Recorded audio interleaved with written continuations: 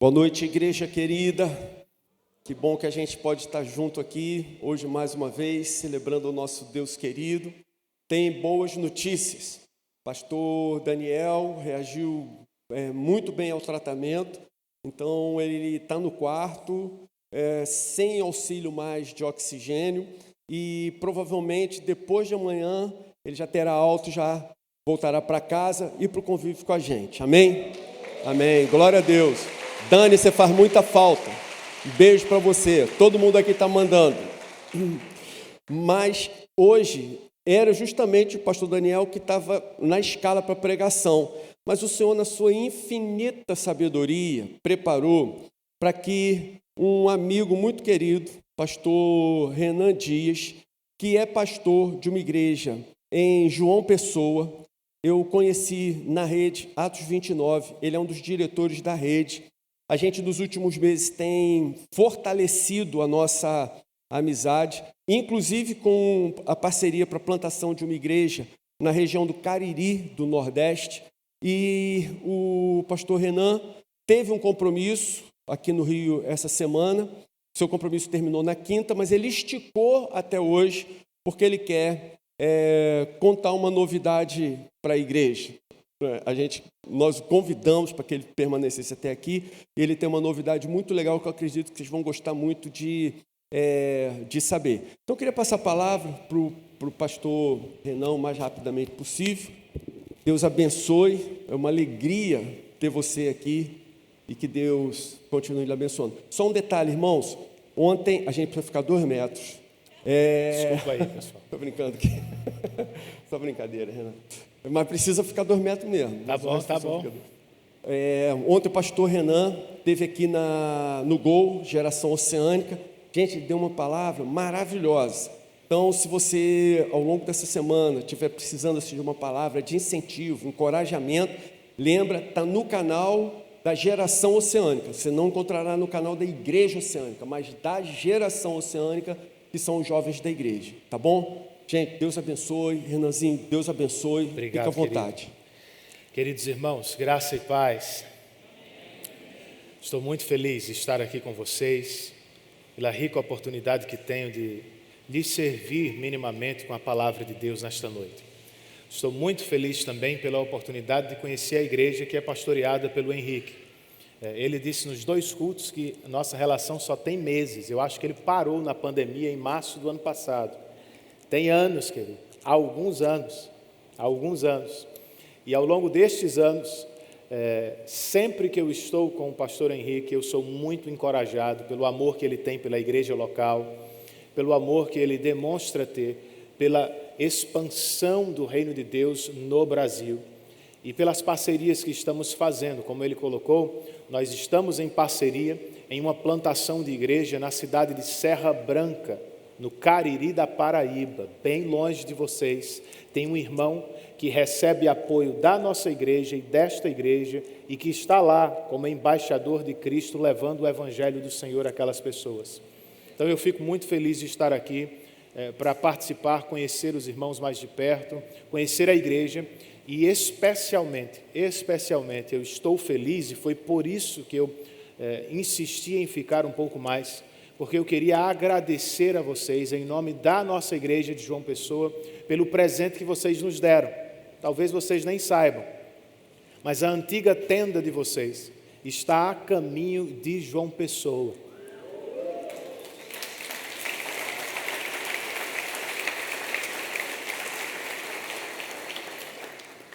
Ela serviu a Igreja Oceânica aqui por anos, e a partir de julho, Deus permitindo, se vocês quiserem projetar aí as fotos, ela vai servir a Igreja Presbiteriana do Bairro dos Estados em João Pessoa, a IPBE. Então, em nome do conselho de nossa igreja, em nome de todos os membros da nossa igreja, eu queria agradecer a todos vocês por este presente. Muito obrigado mesmo.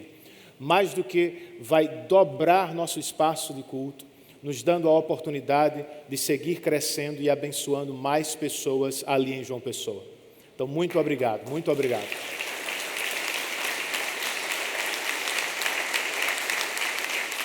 E aí eu acho que tem também a foto da minha família, né? Se vocês quiserem colocar, Bem, aí Sabrina, minha esposa, nós somos casados há 17 anos e nós temos 3 filhos, Beatriz, que vai fazer 16, Sofia com 12 e Kael com 5. E aí assim, o pastor Henrique, quando viu a foto, disse: Renan, como Deus foi bom com você. Realmente, se a pregação não for boa, saia daqui com a mensagem que flui daquela foto: Deus é bom, Ele pode nos abençoar apesar de nós mesmos, tá bom?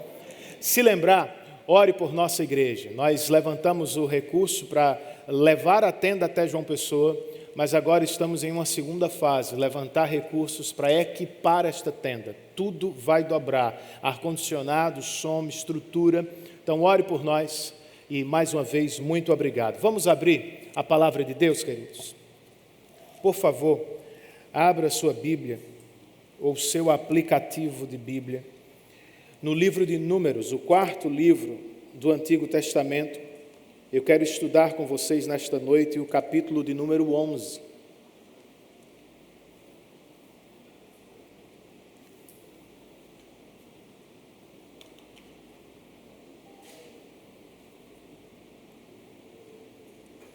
Léo, se você estiver por aí, obrigado, começa a contar agora, isso mesmo. Rapaz, que bênção, você é uma bênção também, Léo. Muito obrigado pela generosidade. O primeiro culto foi uma correria, irmãos, mas ele colocou 40 minutos contando a partir de agora. Eu te amo.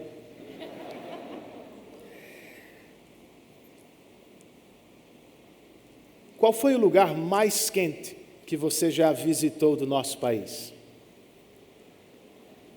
Talvez alguns estejam me dizendo: Renan, nós moramos no Rio de Janeiro, Rio 40 graus, já basta. É verdade, irmãos, eu sei que aqui é bem quente no verão, eu já estive por aqui no verão. Mas se você for a Paraíba e alguém lhe disser assim: vou levar você para conhecer Patos, no Alto Sertão, você diga: muito obrigado, João Pessoa é bem melhor. Patos é carinhosamente conhecida lá entre nós como a capital do sertão da Paraíba. E segundo um presbítero da cidade, por lá só tem 3 estações por ano: quente, muito quente e insuportável. É verdade, gente. Da última vez que eu estive por lá pregando, eu encontrei com um pastor de João Pessoa que estava lá. E ele tinha protetor solar no rosto e vestia um sobretudo. Eu fiquei pensando: será que eu estou em Londres, Nova York? Não, era Patos, no Alto Sertão da Paraíba. Mas para ele a situação era mesmo insuportável. Não é assim que a vida fica às vezes? Insuportável. Na família, no trabalho, no Brasil, no cenário econômico, no cenário político, por vezes, sem que desejemos, a vida se transforma em um verdadeiro deserto. É como acontece agora. Eu tenho para mim que a vida não tem que ser um deserto o tempo todo. Na maioria das vezes ela o é, porque nós escolhemos. Como assim, Renan? Nós escolhemos não tratar de alguns pecados. Resolvemos cultivá-los, tratá-los como pequenos, sem importância, coisa de humano.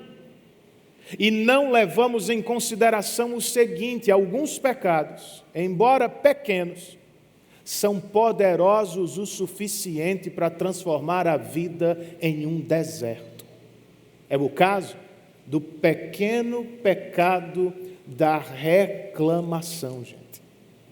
E é sobre este pecado que eu quero tratar com vocês na exposição de Números, capítulo de número 11. Para começar, vamos ler o verso 1, parte A apenas. E depois eu peço que você tenha sua Bíblia aberta, seu aplicativo aberto. Nós vamos ler todo o capítulo ao longo deste tempo. Números 11, verso 1, o texto inspirado nos diz: aconteceu que o povo começou a queixar-se das suas dificuldades aos ouvidos do Senhor. Vamos orar? Senhor, eu te agradeço pelo rico privilégio de estar aqui para servir meus irmãos e para agradecer a eles. eles foram generosos conosco. Nós somos parceiros na causa do Senhor. E eu estou muito grato ao Senhor pela vida deles. Agora, ó Deus, que nos aproximamos de Tua palavra, eu te rogo, eu repito a oração do salmista: abra os olhos dos nossos corações e nos permita enxergar as belezas incomparáveis de Tua palavra nesta noite. Senhor, nós estamos em Tua dependência. Eu peço pela assistência do Espírito, em nome de Jesus e para o louvor da glória dEle. Amém.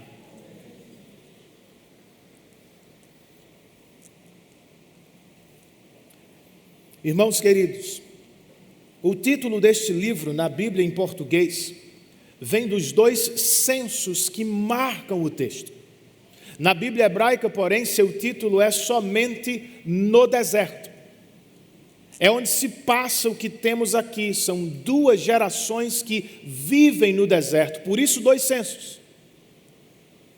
A segunda geração é aquela que nasce no deserto, mas que conquista a terra prometida. A primeira geração é aquela que deixa o Egito e nunca entra em Canaã. Esta geração morreu no deserto. Por quê, Renan? O que foi que fizeram? Porque viram todas as maravilhas de Deus no Êxodo e jamais entraram em Canaã. Eles ficaram do lado de fora, porque cometeram pecados pequenos do tipo reclamação. Eu estou aqui para repartir esta mensagem com vocês, a fim de que todos nós sejamos empurrados, encorajados a lutar contra este pecado.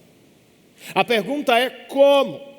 Vamos aprender, queridos, com este texto. Vejamos primeiro o que eu chamei de a reclamação do povo de Deus. E esta divisão vai do verso 1 ao verso de número 9. Os 3 primeiros versos registram: aconteceu que o povo começou a queixar-se das dificuldades aos ouvidos do Senhor. Acompanhe aí em sua Bíblia. Quando ele os ouviu, a sua ira acendeu-se, e fogo da parte do Senhor queimou entre eles e consumiu algumas extremidades do acampamento. Então o povo clamou a Moisés, e este orou ao Senhor, e o fogo extinguiu-se.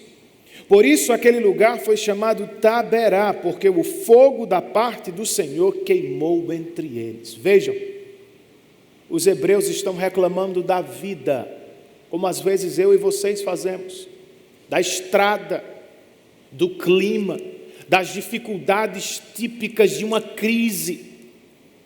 E você pensa, Deus vai ficar com pena deles, vai dizer, coitadinho do meu povo. Não, gente.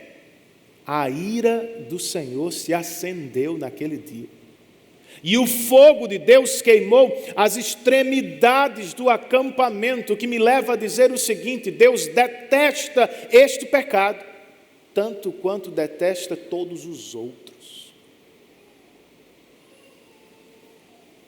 A salvação do povo naquele momento foi a intercessão de Moisés. Ele se colocou entre o fogo que queimava e o Deus que mandava o fogo. Ele intercedeu pelo povo, Deus ouviu e o fogo apagou. A reclamação, porém, continuou acesa. Verso de número 4.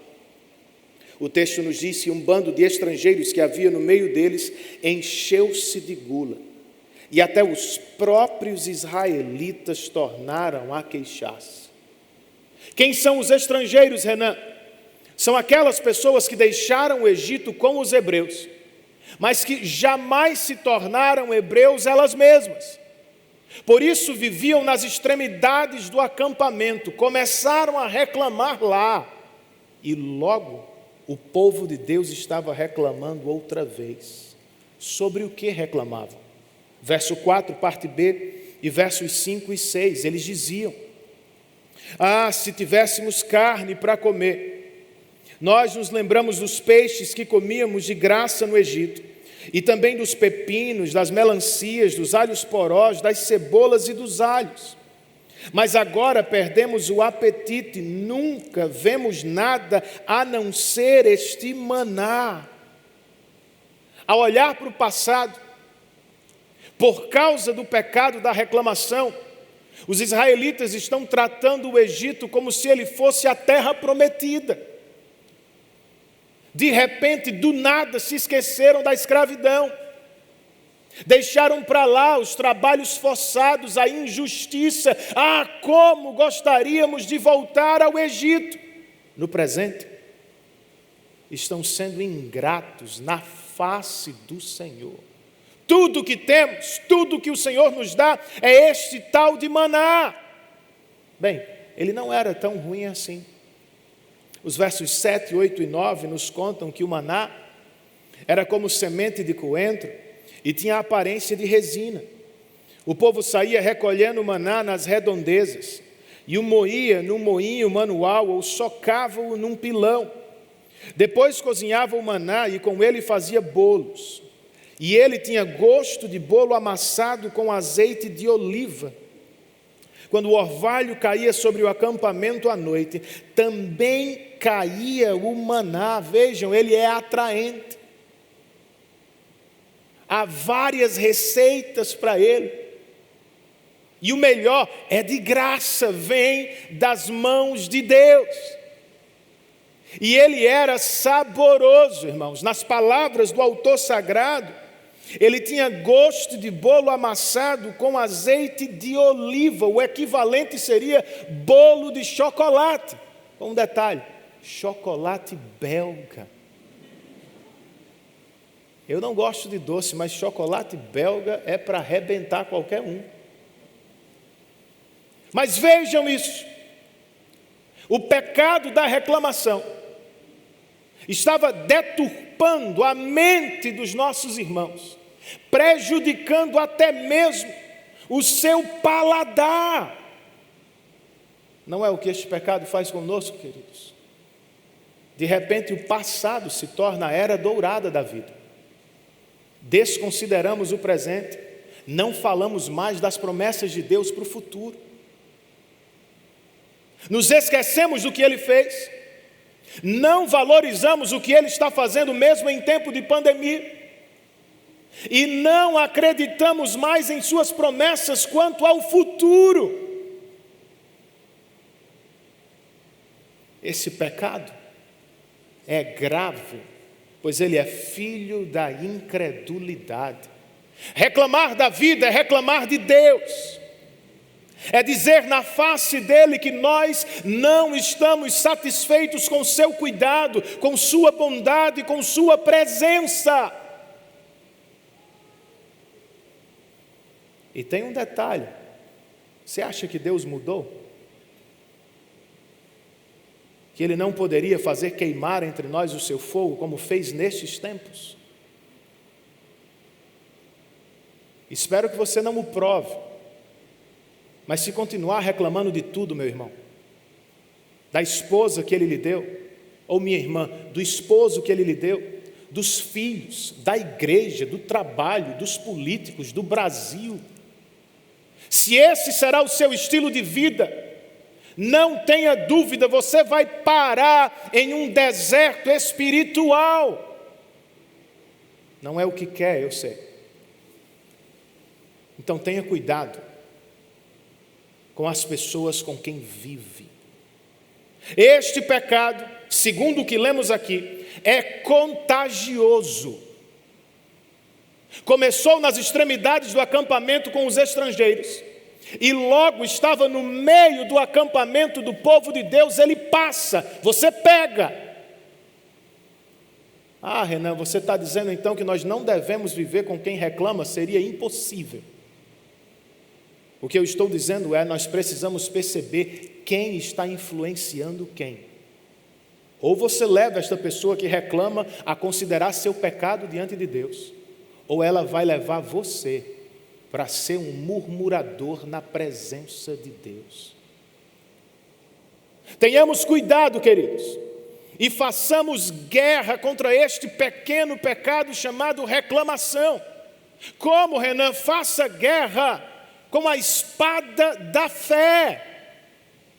Em tempos de reclamação, só falamos da nossa vida, né? Das nossas dificuldades e dos nossos problemas e dos nossos dilemas.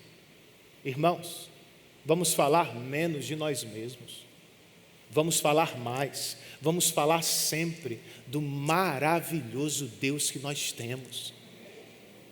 Em vez de focar em si mesmo, foque no Senhor, volte os seus olhos para Ele.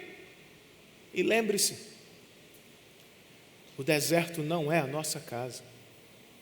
Os israelitas estavam a caminho da terra prometida, eu e vocês estamos a caminho da terra prometida celestial. Tem um jovem lá na igreja que diz: pastor, quando dá errado as coisas, quando o problema surge, quando a vida esquenta, ele diz: pastor, eu só queria ir para Nárnia. Bem, eu também, irmão. Se tivesse um guarda-roupa lá em casa para escapar de vez em quando, eu ia viver em Nárnia. Mas o que é que eu digo para ele? Você vai, nós todos vamos para a verdadeira Nárnia, pois foi Jesus quem disse que estaria envolvido com a construção de uma casa melhor e eterna para os seus filhos. A propósito, é por isso que a vida esquenta de vez em quando.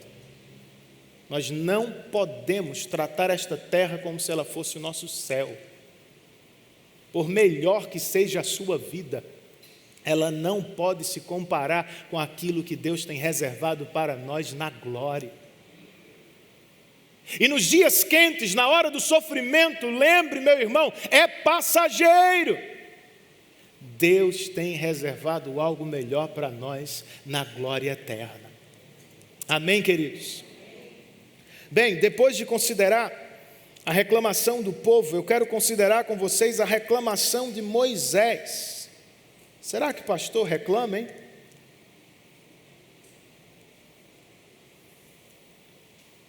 Moisés reclamou. Verso de número 10, olha a situação do coitado. Moisés ouviu gente de todas as famílias se queixando, cada uma à entrada de sua tenda. Então acendeu-se a ira do Senhor, e isso pareceu mal a Moisés. Pense aí na situação.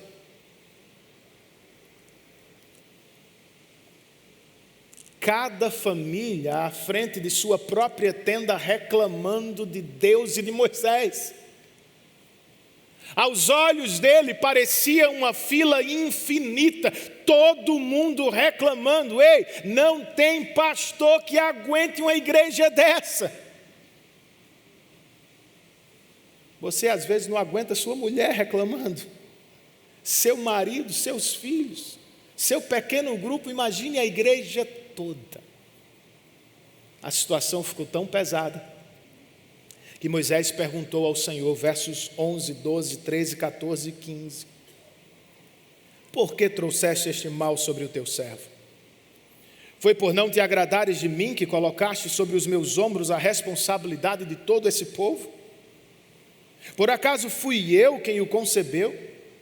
Fui eu quem o deu à luz? Por que me pedes para carregá-lo nos braços como uma ama carrega um recém-nascido? Para levá-lo à terra que prometeste sob juramento aos seus antepassados? Onde conseguirei carne para todo esse povo? Eles ficam se queixando contra mim, dizendo: dê-nos carne para comer. Não posso levar todo esse povo sozinho. Essa responsabilidade é grande demais para mim. Se é assim que vais me tratar, mata-me agora mesmo. Se te agradas de mim, não me deixes ver a minha própria ruína. Ao ouvir Moisés aqui, queridos, eu percebo um pouco daquilo que chamamos nos nossos dias de síndrome de burnout. Inclusive está na moda, né? Síndrome do esgotamento profissional. Moisés está acabado, exausto de trabalhar, estressado como o povo ingrato de Israel. Ele chegou ao limite, foi levado ao esgotamento. Acontece com os melhores crentes, até com Moisés. O problema não é viver um burnout. O problema é como é que você vai responder ao burnout. Há uma resposta piedosa, resposta de crente, e há uma resposta pecaminosa. Moisés, infelizmente, escolheu a última, não sei se você notou. Em 5 versos, ele falou não menos de 20 vezes sobre si. Meu problema, minha situação, minha dificuldade.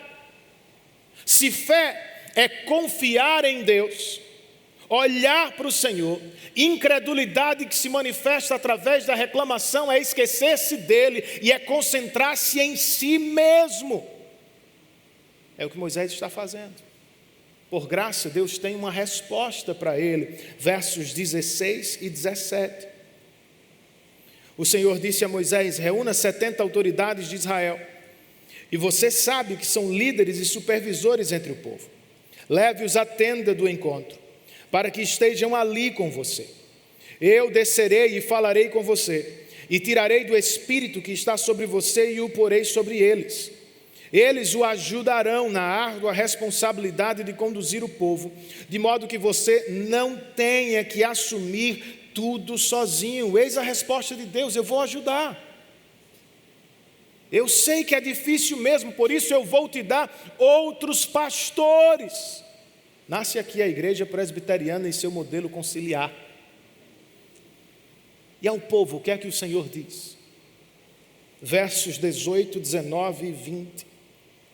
Diga ao povo, o Senhor falando a Moisés: consagrem-se para amanhã, pois vocês comerão carne. Maravilha, hein? O Senhor os ouviu quando se queixaram a ele, dizendo: se tivéssemos carne para comer, estávamos melhor no Egito. Agora o Senhor dará carne a vocês e vocês a comerão. Não comerão apenas um dia, ou 2, ou 5, ou 10, ou 20, mas um mês inteiro, até que saia carne pelo nariz de vocês e vocês tenham nojo dela. Porque vocês rejeitaram o Senhor que está no meio de vocês e se queixaram a Ele, dizendo: por que saímos do Egito? Vai ter churrasco o mês inteiro, gente. Alguém diga glória a Deus aí? Diga não. Isso aqui vai virar um problema sério. O que era para ser uma bênção vai se transformar em uma maldição, gente. Vamos considerar na próxima divisão do texto. Por agora, o pecado da reclamação está tão avançado na mente e coração de Moisés que ele nem sequer acredita que Deus pode mesmo fazer o que está falando. Versos 21 e 22. Disse, porém, Moisés: aqui estou eu no meio de 600.000 homens em pé, e dizes: darei a eles carne para comerem durante um mês inteiro. Que história é essa? Será que haveria o suficiente para eles se todos os rebanhos fossem abatidos? Será que haveria o suficiente para eles se todos os peixes do mar fossem apanhados? Olha o que Deus disse a Moisés, verso 23. Estará limitado o poder do Senhor?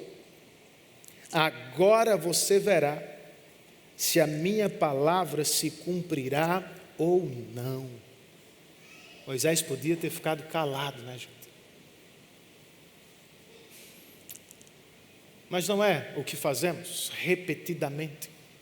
Nós não somos melhores do que o pastor de Israel. Nós também cansamos. Cansamos das demandas, da pressão, da exigência, dos desafios, das metas. Nós também podemos ser levados ao esgotamento. Quantas pessoas não foram durante a pandemia por causa do home office? Alguns acharam que iam trabalhar menos e acabaram trabalhando dobrado. Nós podemos ser levados a esgotamentos físicos e mentais. A questão não é esta, outra vez é como nós respondemos. De modo pecaminoso, imitamos Moisés. Reclamamos de todos e nos esquecemos de Deus. De repente os filhos se tornam um fardo, o casamento se torna pesado, a igreja, meu Deus, eu não quero mais. Quando é que eles vão embora? Quando é que vão crescer? Quando vão aprender? Eu não aguento mais. Você lida de forma pecaminosa com o burnout quando se concentra em si mesmo. Quando se fecha em si mesmo. Talvez você tenha chegado assim aqui. E esteja cogitando na mente desistir de tudo. Chutar tudo e seguir outro caminho sozinho. Sem eles para atrapalhar. Não vai resolver, vai? Não vai resolver o seu problema, amigo. Tem alternativa, Renan? Tem. Diferentemente de Moisés, gente. Nós podemos nos esquecer de nós mesmos. E podemos olhar para o nosso grande e poderoso Deus. Podemos ser sinceros com Ele. Francos, abertos. Você pode se derramar na presença dEle e colocar para fora o que está sobrecarregando você. Mas você não pode parar aí. Você precisa fazê-lo de modo piedoso. Como? Senhor, eu sou fraco mesmo, mas eu sei, Tu és poderoso. Senhor, eu não vou aguentar, mas eu sei que Tu não cansas. Senhor, eu estou a ponto de morrer, estende a Tua mão para me salvar de novo e de novo. Responder ao burnout de modo piedoso é apresentar-se como alguém pequeno, que confia e descansa em um Deus grande e majestoso. É correr para Ele, gente, e não para longe dEle. É tratar as adversidades como instrumentos da providência e não do maligno. Alguns sofrimentos são bênçãos disfarçadas de tribulação. Por que eu digo isso? Porque eles nos empurram para os pés do Senhor. Que lugar melhor você poderia estar nesta noite? É onde temos que estar mesmo. Então abraça o que vem. Abraça o sofrimento, abraça a adversidade e deixa que elas te levem para perto de Deus, meu irmão. É ali mesmo onde você tem que estar. Ah, Renan, eu queria fazer esse caminho, mas a verdade é que eu sou muito mais como Moisés. Eu reclamo, eu murmuro, eu tomo a outra avenida, eu sei. E é aqui que surge o Evangelho segundo Números 11. Qual é a sua salvação, a minha salvação? Qual é a boa notícia deste texto? Jesus é um melhor mediador do que Moisés. Pense comigo, ao início do texto, Moisés está intercedendo pelos murmuradores.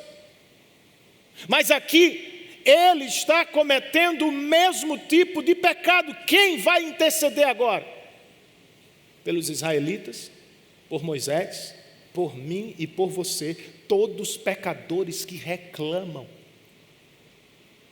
Nossa salvação é, nós temos um mediador melhor. Jesus não se esgota, não se cansa, não desiste de nós, não nos deixa pelo caminho. Ele vai interceder por nós até o último dia das nossas vidas. Você se lembra da última noite de Jesus, da noite da traição? Seus amigos cansaram, foram dormir, deveriam orar com ele.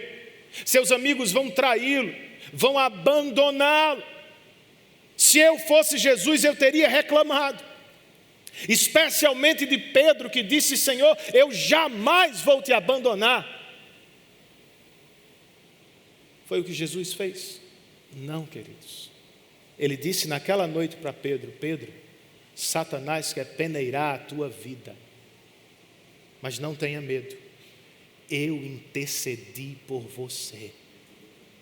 Na cruz, Jesus não estava nos dando apenas um exemplo de amor a seguir, queridos. Ele estava intercedendo por mim e por você. Não era apenas uma foto do amor, Não, era um sacrifício litúrgico prometido na antiga aliança. O Cordeiro de Deus estava sendo imolado para interceder por cada um de nós. Nele fomos perdoados, sarados. Em Cristo Deus nos salvou da condenação eterna do inferno. Ele estava intercedendo por você. Ele fez um sacrifício de um intercessor. O Pai aceitou, e por causa dele, nele nós fomos salvos e perdoados para sempre. Sabe qual é a maior arma contra a murmuração? Não é pensamento positivo, yoga, coisa do tipo. Bem, é evangelho. Pega o evangelho na mão e martela o teu coração com ele. Porque eu serei um murmurador, quando em Cristo Deus me salvou do inferno? Porque eu vou seguir reclamando da vida na pandemia, se em Cristo o juiz de toda a terra se tornou meu Pai Celestial? Jesus disse, Ele conhece as nossas necessidades. Paulo disse, em Cristo Ele vai suprir todas elas segundo a sua glória. Creia nisso, meu irmão.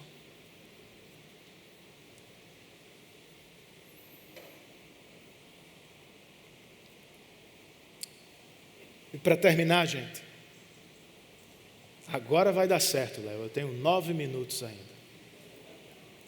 Eu quero considerar com vocês a solução para a reclamação. O que está entre os versos 24 e 35.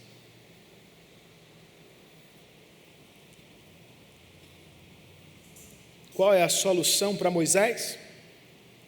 Versos 24 e 25. Então Moisés saiu e contou ao povo que o Senhor tinha dito. Reuniu 70 autoridades dentre eles e as dispôs ao redor da tenda. O Senhor desceu na nuvem e lhe falou. E tirou do Espírito que estava sobre Moisés e o pôs sobre as 70 autoridades. Quando o Espírito veio sobre elas, profetizaram, mas depois nunca mais tornaram a fazê-lo. Bem, o Senhor cumpriu com sua palavra. Ele distribuiu de seu Espírito sobre 70 autoridades. Moisés não vai mais pastorear sozinho. E para que ninguém ficasse com dúvida, ele deu de seu Espírito às 70 autoridades e naquele dia todas elas profetizaram. Renan, sobre o quê? Não sei. Não está registrado. E porque o texto diz que só profetizaram uma única vez, nunca mais voltaram a fazê-lo? Também não sei. O que eu sei é que aquela ação sobrenatural de Deus marcava e autorizava os 70 homens. Olhem, povo, estes homens também têm do meu Espírito para liderar a igreja. Até quem não foi à reunião profetizou naquele dia. É sério. Verso 26, olha aí. O texto diz, entretanto, 2 homens chamados Eldade e Medade tinham ficado no acampamento. Ambos estavam na lista das autoridades, mas não tinham ido para a tenda. O Espírito também veio sobre eles e profetizaram no acampamento. Então certo jovem correu e contou a Moisés, Eldade e Medade estão profetizando no acampamento. Josué, filho de Nun, que desde jovem era auxiliar de Moisés, interferiu e disse, Moisés, meu senhor, proíba-os.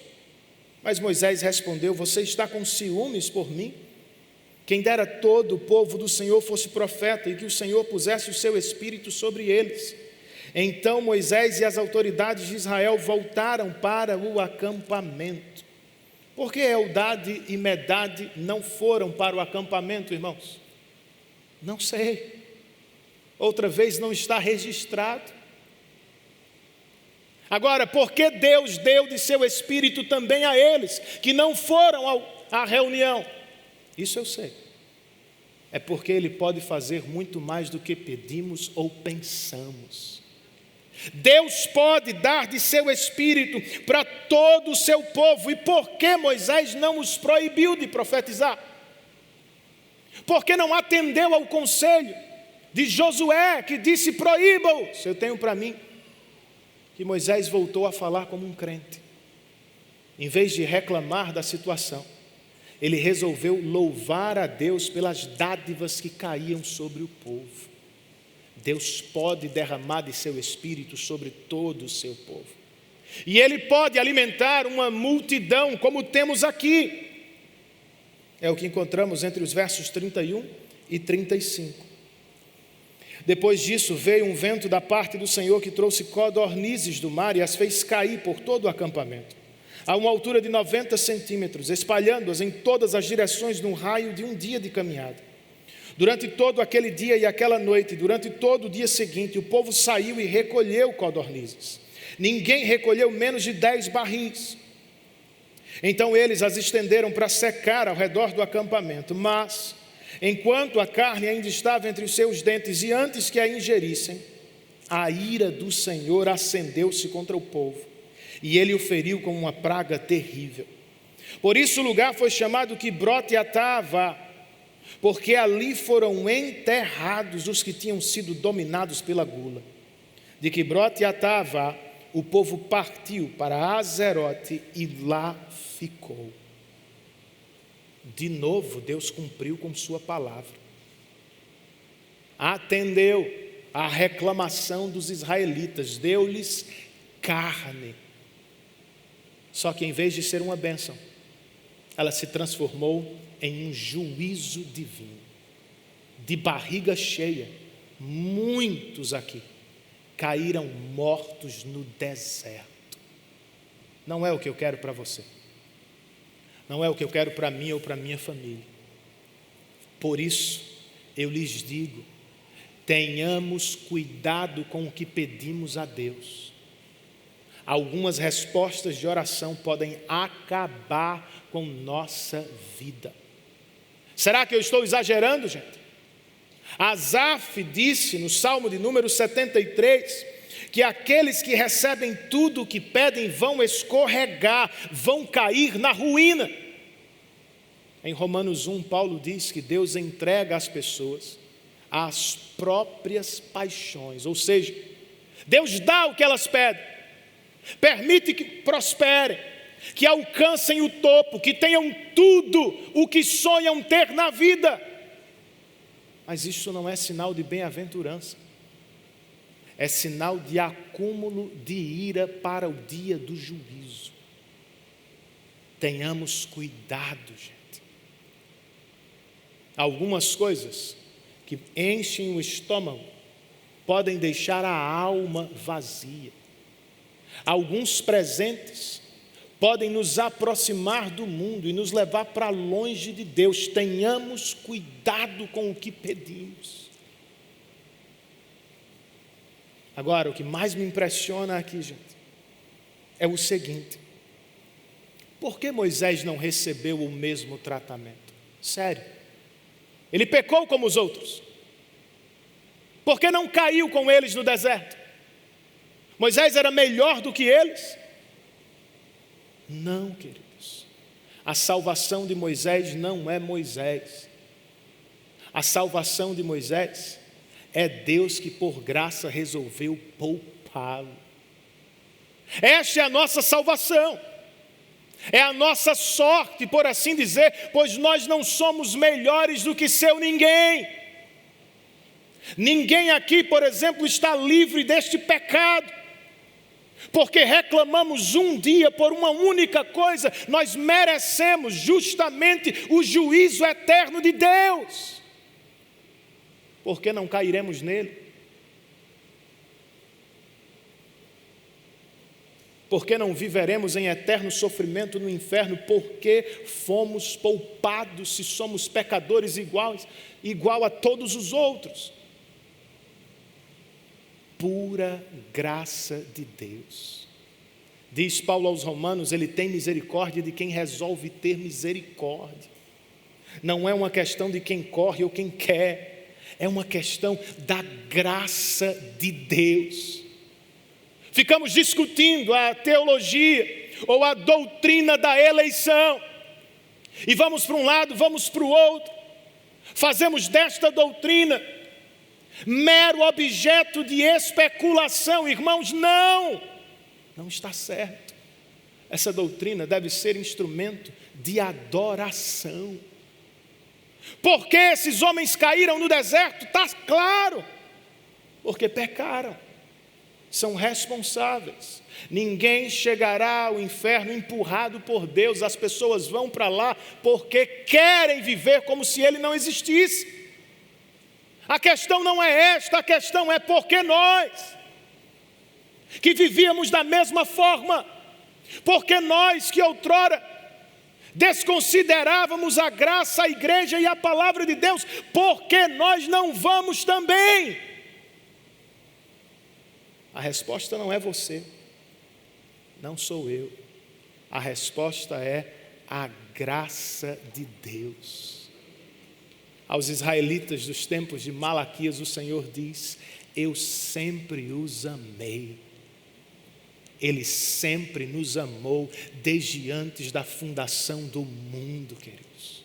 Em vez de discutir, prostre-se, trema e tema. Você poderia não estar aqui, poderia estar agora em um bar perdido, poderia estar vivendo como se Deus não existisse, poderia não ter a família que tem, poderia não estar caminhando para a glória celestial, mas você está, e eu estou, e a resposta não sou eu, não é você, é Deus, que por graça salva pecadores em Cristo. Para terminar, gente, porque já está no vermelho ali,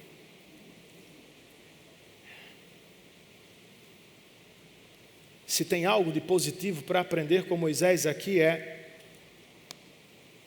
ao final do texto ele não reclamou de Eldade e Medade. Ele voltou a falar como um crente.